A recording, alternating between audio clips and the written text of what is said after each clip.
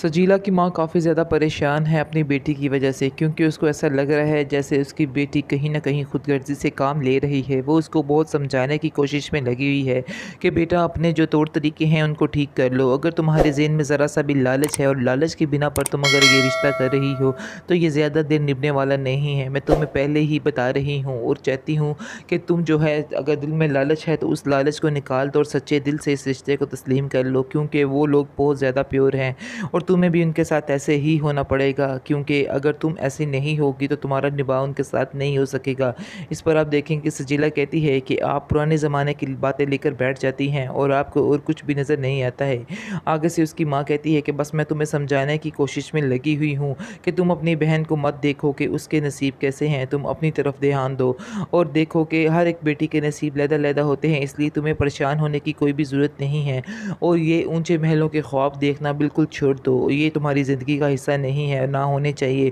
क्योंकि जिसने लालच की है उसका कुछ भी नहीं बनता है। इस पर आप देखेंगे कि सजीला जो है वो काफ़ी ज़्यादा हैरान होती है अपनी माँ की बातों को सुनकर और कहती है कि मुझे तो किसी वक़्त ऐसा लगता है कि आप मेरी माँ है ही नहीं, आप मेरे बारे में सही सोचती नहीं हैं। आपने हमारी बहन दूसरी को तो इतना खुश रखा हुआ है, यानी इतनी अच्छी जगह उसकी शादी की है, लेकिन मैं जब भी अपने बारे में कुछ सोचने की कोशिश करती हूँ तो आप अंदर टपक पड़ती हैं और कोई ना कोई ऐसी बात कर देती हैं जिससे मेरा दिल जल जाता है। ये सब बातें सुनकर उसकी माँ कहती है, तुम्हें मेरी बातें फ़िलहाल तो कड़वी लग रही हैं, लेकिन हकीकत यही है, जब तक तुम मानोगी नहीं तुम नहीं समझोगी।